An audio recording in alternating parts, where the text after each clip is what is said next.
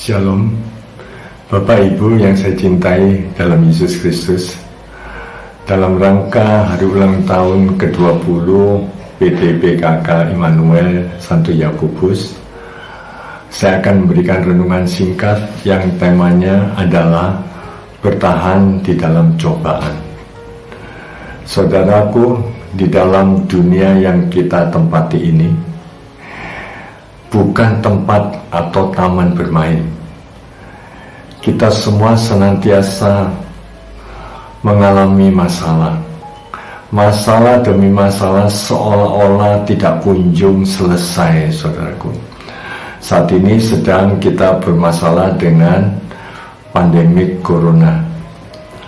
Tetapi saudaraku, di dalam masalah apapun juga, ternyata banyak orang yang bisa melewati masalah tersebut dan berhasil dengan cemerlang. Tetapi juga banyak yang gagal, saudaraku, sehingga stres, depresi, dan akhirnya bunuh diri, saudaraku. Saudara, menurut pandangan saya, yang penting itu cara pandang. Kalau cara pandangnya benar, maka orang itu akan bisa menyelesaikan, karena sikap dia akan benar menghadapi masalah tersebut. Saudaraku terkasih, pandangan yang benar itu satu, adalah bahwa masalah atau krisis atau cobaan itu bukan akhir dari segala-galanya.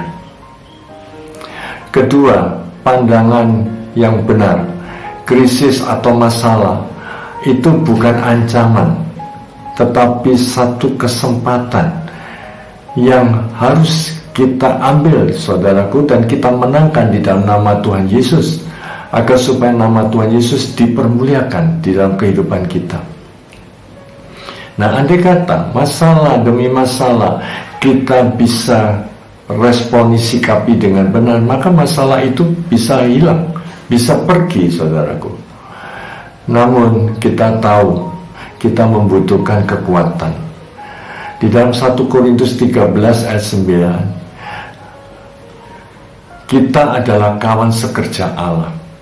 Jadi kekuatan itu bukan pakai kekuatan kita saja, saudara. Pasti kita tidak mampu. Tapi kekuatan itu kita cari bersama dengan Allah. Kekuatan yang sempurna itu akan menyempurnakan kekuatan kita untuk menghadapi masalah-masalah tersebut. Saudaraku terkasih, tentu kekuatan Allah itu luar biasa, maha besar, maha kuasa, tidak ada yang tidak mungkin bagi dia. Dan dia tidak pernah ingkar janji. Oleh karena itu saya tidak membahas tentang kekuatan Allah. Yang saya bahas itu kekuatan kita. Bagaimana kita bisa membangun kekuatan ini agar supaya kita bisa memenangkan masalah-masalah tersebut. Ada 3 poin, saudara, yang bisa saya sampaikan. Satu adalah harus tenang dan bertobat. Di dalam Yesaya 30 ayat 15.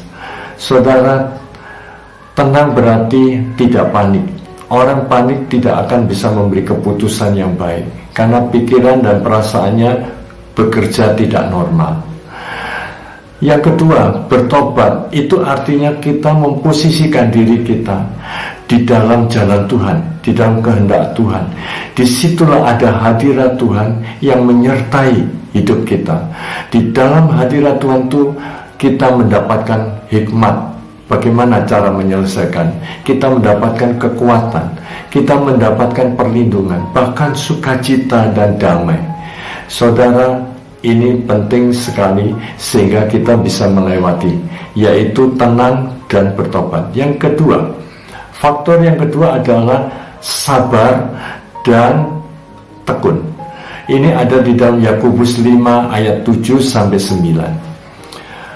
Saudara, sabar itu berarti tidak emosi, no emosional. Sebab orang emosi itu bukan memperkecil masalah, tapi memperbesar masalah. Saudara harus sabar.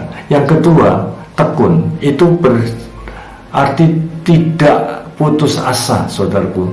Never give up.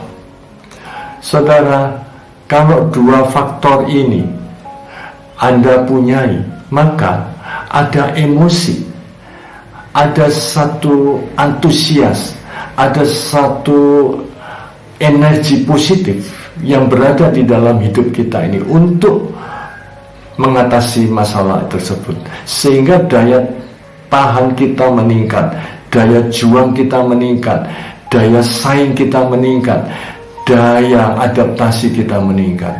Saudara, inilah poin-poin yang bisa melakukan dan melewati masalah-masalah tersebut. Faktor yang ketiga, poin yang ketiga adalah kuatkan dan teguhkan hatimu. Di dalam Ulangan 31 ayat 6. Pada waktu itu Yosua perang dan dia gemetar, saudara, karena musuhnya begitu kuat. Musa memberikan nasihat kepada Yosua, kuatkan dan teguhkan hatimu. Jangan takut, jangan gemetar, sebab Tuhan berjalan bersamamu. Engkau tidak akan dibiarkan sendiri, engkau tidak dibiarkan tergeletak, engkau tidak dibiarkan hancur, saudara, karena Tuhan menyertai kita. Bahkan Tuhan berjanji, saudaraku, walaupun engkau berjalan di dalam lembah kekelaman, tongkat dan gadaku tetap menyertai engkau. Aku akan menjaga engkau seperti biji mataku, tidak akan membiarkan engkau menjadi yatim piatu. Demikianlah janji Tuhan. Saudara, tinggal kita menguatkan iman kita. Makin hari makin kuat iman kita. Pasti masalah itu bisa terselesaikan. Saudara, di dalam Yakobus 1 ayat 12 dikatakan dengan jelas, kalau kita bisa bertahan dan bisa melewati cobaan itu, saudara, kita akan bahagia.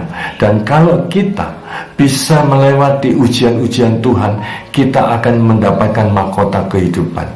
Saudara, cobaan itu berasal dari diri sendiri dan berasal dari iblis.